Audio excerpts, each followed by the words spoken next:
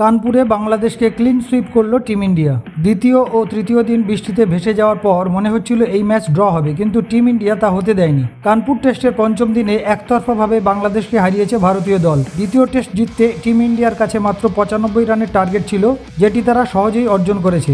ভারতীয় দল মাত্র 17.2 ওভারে 3 উইকেট হারিয়ে ম্যাচ জিতে নেয়। এই জয়ের পর ভারতীয় দল বিশ্ব টেস্ট চ্যাম্পিয়নশিপের পয়েন্ট টেবিলে আরও শক্তিশালী হয়েছে এবং 1 নম্বরেই রয়েছে।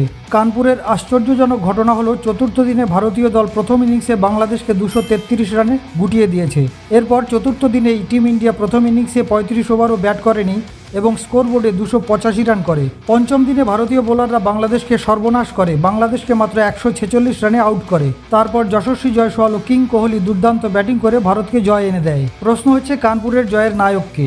কানপুরে ভারতীয় দলের জয়ের চিত্রনাট্য লেখা হয়েছে অধিনায়ক রোহিত শর্মা ও গৌতম গম্ভীরের কৌশলে। আসলে খেলার প্রথম দিনও বৃষ্টির কারণে খেলা ব্যাহত হয়, মাত্র 35 ওভার খেলা হয়। এরপর বৃষ্টি ও মাঠ ভেজা থাকায় দ্বিতীয় ও তৃতীয় দিনে একটিও বল করা যায়নি। তখন সবাই ধরে নিয়েছিল ম্যাচ ড্র হবে এবং বিশ্ব টেস্ট চ্যাম্পিয়নশিপের পয়েন্ট টেবিলে টিম ইন্ডিয়ার ক্ষতি হবে। কিন্তু রোহিত ও গম্ভীরের উদ্দেশ্য ছিল আক্রমণাত্মক ক্রিকেট খেলে ম্যাচ জেতা। ফলে ভারতীয় দলের ব্যাটাররা দ্রুততম 50, 100, 150, 200 এবং 250 রান করে ম্যাচ জিততে হলে কি করতে হয় তা দেখালেন। এরপরে টিম ইন্ডিয়া বোলারদেরও পূর্ণ সমর্থন পায়। বুমরাহ, অশ্বিন এবং জাদেজা ত্রয়ী বাংলাদেশের পরাজয়ের সিদ্ধান্ত নেয়। কানপুরে ব্যাটিংয়ে চমক দেখালেন যশস্বী জয়সওয়াল। এই বাঁহাতি ওপেনার প্রথম ইনিংসে 51 বলে 72 রান করেন এবং দ্বিতীয় ইনিংসেও 51 রান করেছেন।